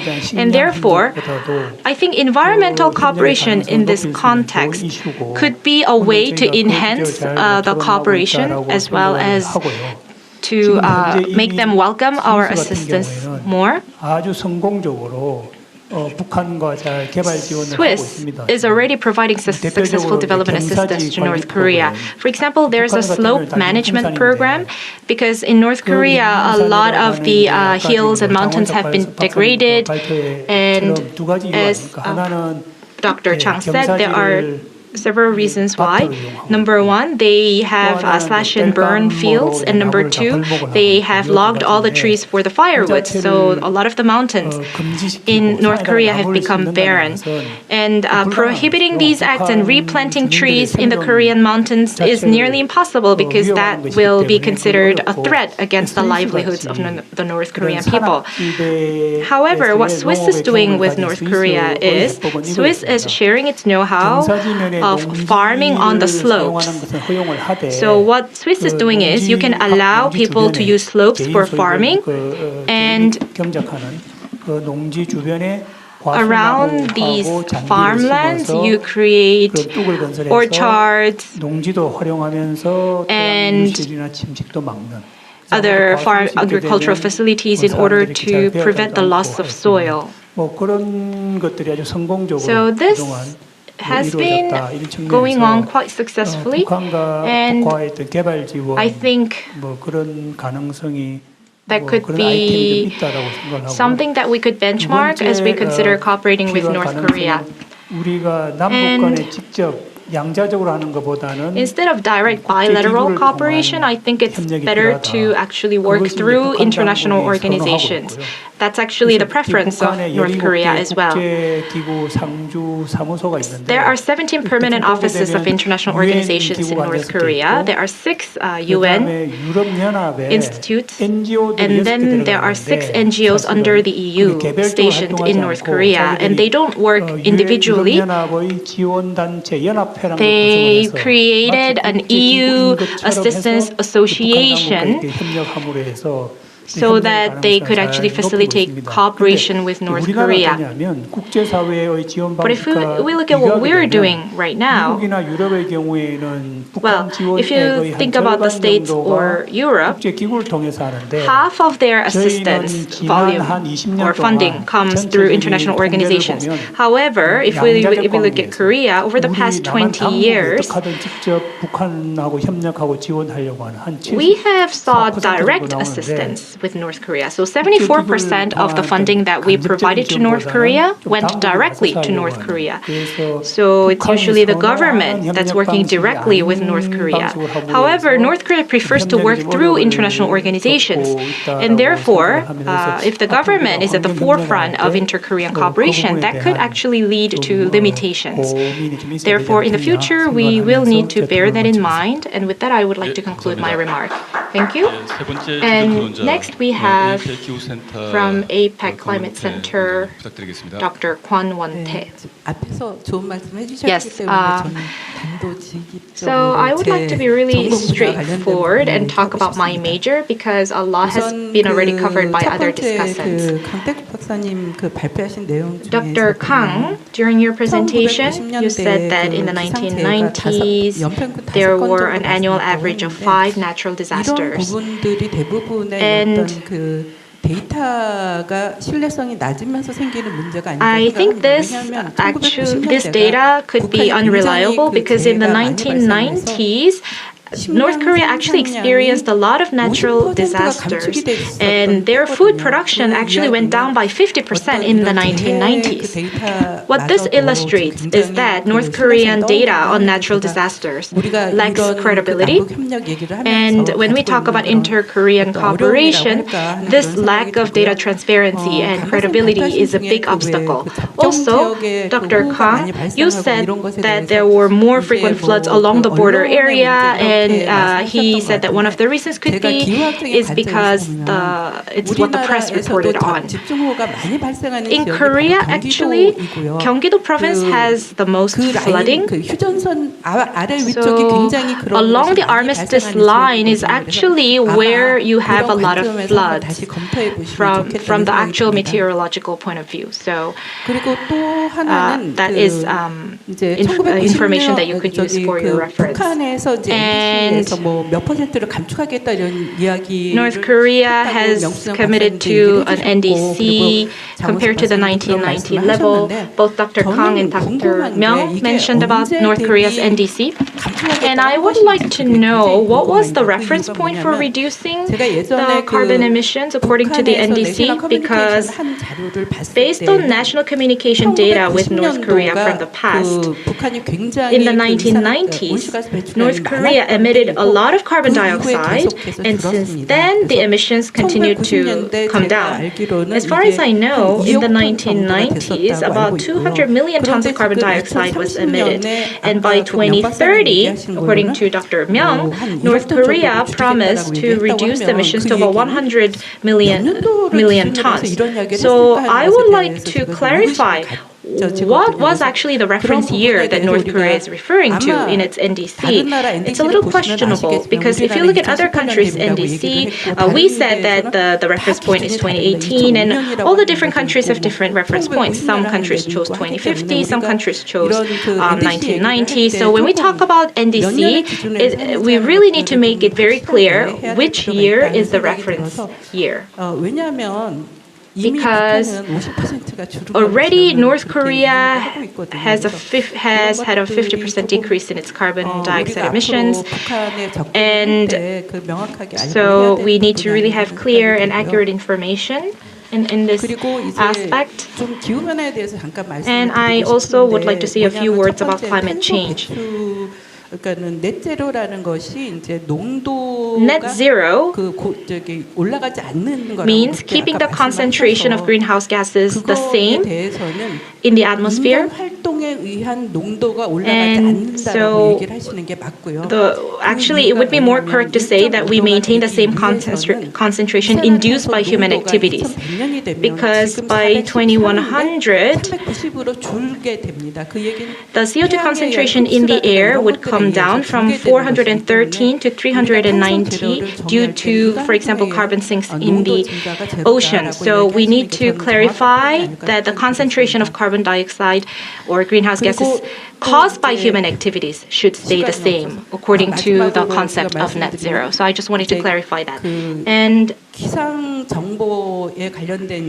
regarding meteorological cooperation, we have weather forecasts and also forecasts of extreme weather events. And of course, one of the reasons for natural disasters is forest degradation, but I think forecast, having the right forecast is another way to better manage natural disasters. We have stronger winds and more precipitations.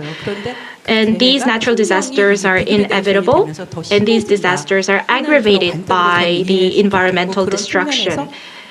So I think meteorological cooperation is very important. And through meteorological cooperation, we can actually better manage and better prepare against these extreme climate events. And I think this could be actually one way to reduce carbon emissions as well. Of course, we cannot pinpoint the figure, but the less disasters there are, the less loss of land and forest, and therefore the less loss of carbon sink. So I think meteorological cooperation is an agenda item that is shared by the global community, and through better meteorological cooperation, we can better predict natural disasters, better manage natural disasters, and that would actually benefit both South and North Korea. In the interest of the time, I cannot go deep into that, but I just wanted to highlight that. And as the earlier discussant said, I don't want it to be a one-sided love to North Korea. I want us to cooperate on a bilateral basis. Thank you very much. Last but not least, we have Mr. Chun Dong-jun from KAI. Thank you very much for your presentations. 박 교수님 외에 세 분은 또 저희 연구원의 같은 직장 동료라서 제가 너무 좋은 소리만 하면 And these three presenters are actually my colleagues. So I'm very happy to see them on the stage. And I just wanted to point out two things. 명수영 박사님 안 계셔서 그렇긴 한데 이제 부문별 기후 변화 영향에 관련 Although Dr. Myeong is not here today, of course, climate change in North Korea is a good topic for us to remind us of the seriousness of climate change. I completely agree with the need to raise awareness on the particular topic, but it's possible that there can be positive impacts brought out by climate change. For instance, in Russia, as the Arctic sea routes are melted, economic benefits could be generated, and it could actually drive the economic growth of Russia. The reason why I mentioned this is not because I welcome climate change. I want to just clarify that there are positive and negative impacts of climate change, and with the positive changes brought by climate change in mind, we could also reflect them on policy making. So I think it would be much better if we can clarify what are benefits and what are the costs of climate change when considering the implications on policy making. So I ask everyone to pay particular attention on that. And I would like to talk about Dr. Kang and Dr. Chung at the same time. So Dr. Kang, you said that there are some contradictions between the national legislations and international legislations. But actually, North Korea Korea is not a legally recognized state according to our legislation. However, according to the international law, the North Korea DPRK is a recognized state. So this actually leads to issues in both investments by Korea and investments by international organizations in North Korea. And whether it's cooperation for carbon neutrality or natural disasters, when there is intergovernmental cooperation or public-private cooperation to invest in North Korea, and also when we invest through multinational companies, when we invest through international organizations, when we invest through the government, we have different scenarios and different conditions. And therefore, we need to research these different conditions. Of course, we will need to increase carbon sinks by doing afforestation in North Korea. And for example, should we apply carbon border tax to bring that benefit to us, or should we use other ways of actually effectuating the benefits? So I think the policymakers should have a clear understanding of this in order to have more effective negotiations with the international community as well. So the point of NBS was very useful and informative. So I think we should now talk a little more about cooperation with other entities and other players. So the working level people who are committed to inter-Korean cooperation could benefit from a clearer understanding of these different conditions, and I would like to ask for future research on this topic. Thank you very much, Dr. Chun. We are almost nearing the 4:30. I wanted to really finish on time as a moderator, but we had so much to talk about. Now, climate change is a global challenge. We're talking about a global challenge. And if we run 5 minutes, 10 minutes over time, it's not a big deal because we're talking about the global challenge. And so I didn't want to be too strict with the time management as a moderator. And as a moderator, I would actually like to ask 2 questions to our 2 presenters on the stage, and then I will follow up with the answers from the presenters. Earlier, we talked about natural disasters in North Korea, and we saw that a lot of them were concentrated along the border area. And the data, more than half of the natural disasters, according to this data, was flooding. There is Imjingang River and Bukhangang River along the border area, so maybe that's why there were more flooding damages along the border area. And I would like to make a suggestion here, which is, personally, I think one of the most likely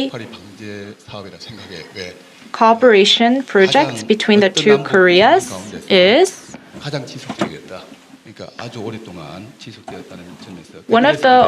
one of the projects that have been going on between the 2 Koreas for a long time, and I think this could allow us to proceed further in this project. Of course, I was engaged in that project, and in the inter-Korean cooperation project, we actually see it resulting in a lot of South-South confrontation. But I have never seen anybody who criticized the cooperation on, for example, this particular project.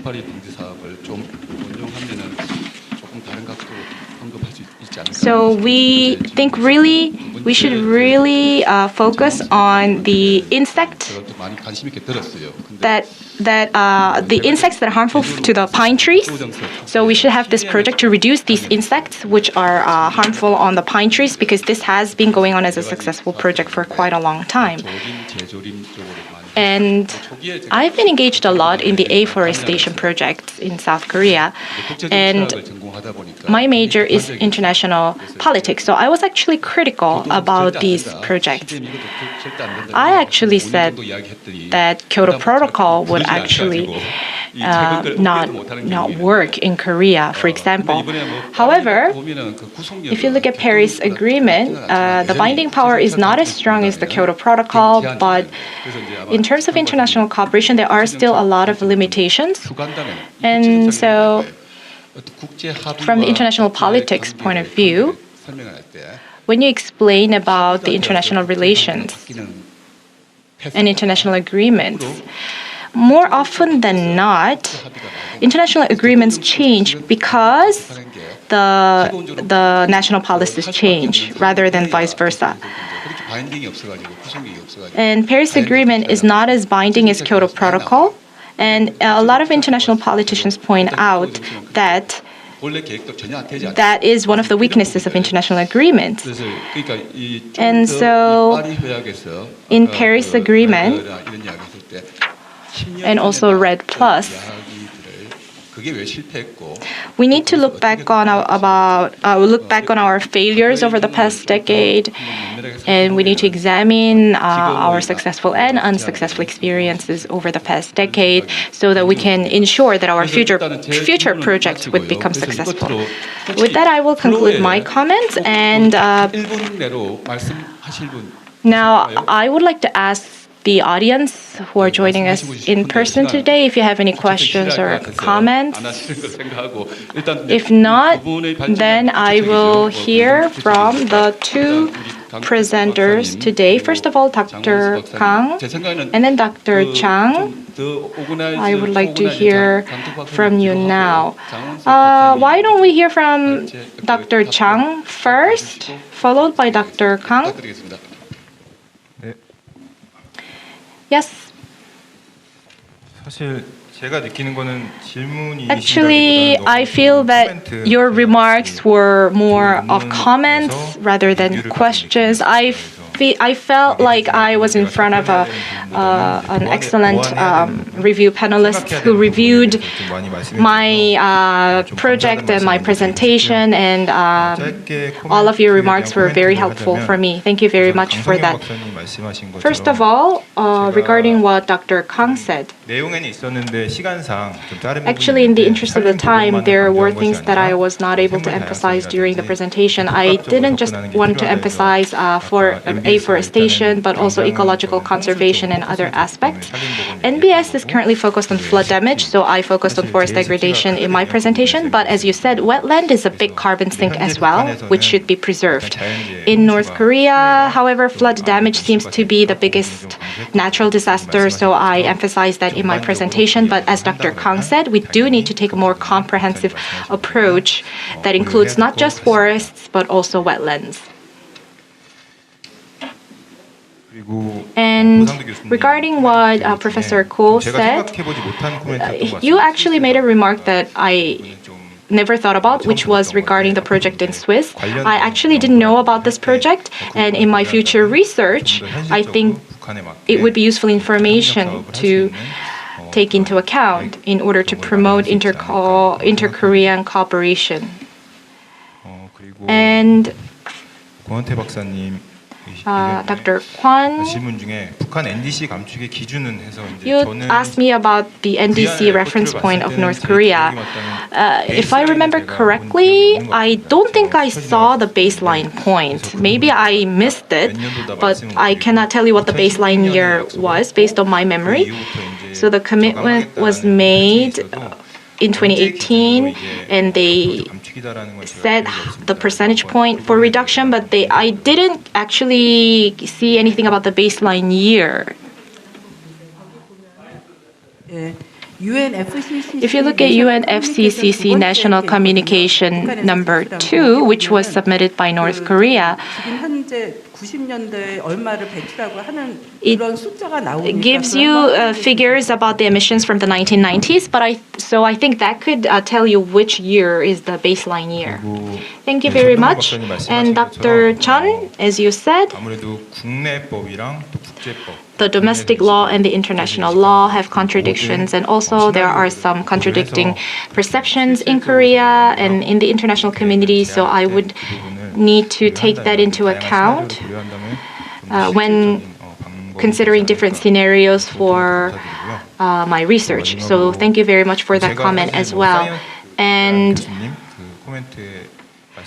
Professor Kim Chae-Han, you also made a comment about my presentation. I am not an expert in international relations. I'm a novice in international politics. So international agreement and international... So it's important to establish international relations first before reaching an international agreement to make sure that the agreement actually has a stronger binding power. Thank you. Thank you everyone for answering. And Dr. Kang, 감사드립니다. thank you for your great question. 좋은 과제를 개발하고 발굴하는 Of course, we need to discover new agendas, and your comments will be really helpful in identifying and discovering new topics for our research. 좋은 아이디어로 And Professor Kim always provides us with insightful opinions, and that really helps us in identifying agendas for next year, especially the topic of insects. And we'll try to review past cases and try to find the factors of successful experiences in dealing with and preventing insects harming trees. 생물과 보존 지역을 활용. And Dr. Kang also talked about the biosphere reserves and the importance of marsh and wetland. Of course, this year we conducted some research on ecosystems and biospheres, but we didn't delve deep into the concept or the topic of biosphere reserves.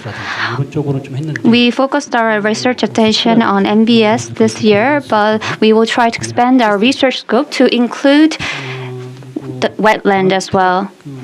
And Dr. Kwon made a comment, and I fully agree with Dr. Kwon's comment. 북한의 자료에 대해서도 저희가 처음에 진행할 때 좀 얘기가 있었어요. As we said earlier, 신뢰성 문제라든지. there's always an issue of reliability and credibility, as well as scarcity of data on North Korea. So, of course, we cannot completely trust the data available about North Korea, but these data do have importance because they can be our starting point of our research. Of course, we need to complement and improve the quality of our data, but these data do bear relevance because they can be good starting points. And the fact that natural disasters are more frequent along the border, we will need to review that further, considering data.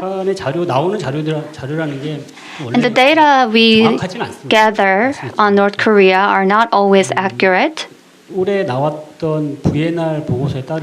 According to this year's VNR report, in 2016, North Korea submitted the NDC.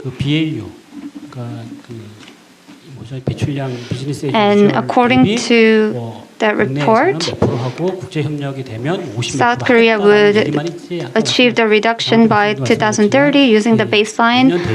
But in the case of North Korea, we don't have the exact baseline year when it comes to sharing North Korea's nationally determined contribution goal by the year 2030. And Professor Chun and Professor Ko talked about the institutions and systems, and Professor Ko also mentioned the cooperation in the domain of international development.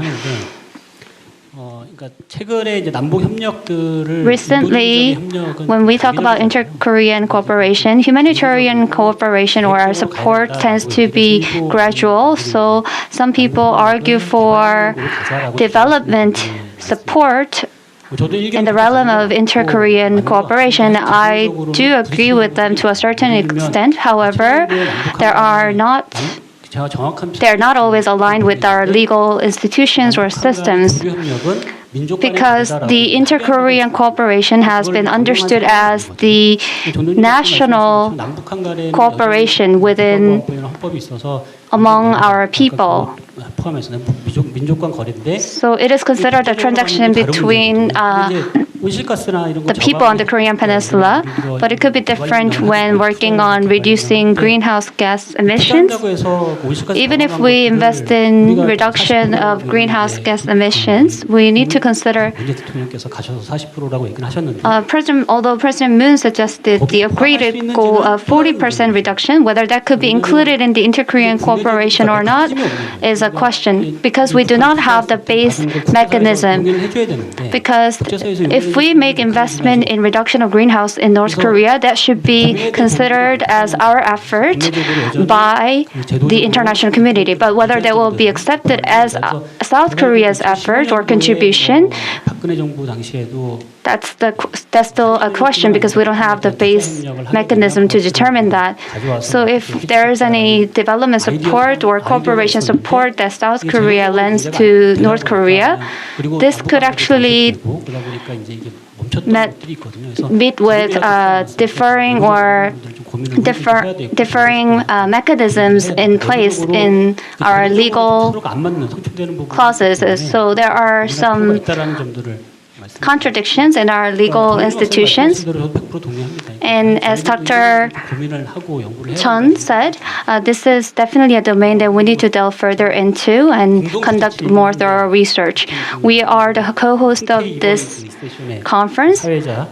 So, as the co-host of this event, I would like to thank everyone for joining us today, and also, once again, without the support of the Humanities Korea Plus Research Project Agency at Hubs, we wouldn't be able to hold this event. So, I would like to extend my gratitude to the HK Plus Research Project Agency for co-hosting this meaningful event with us. Thank you very much.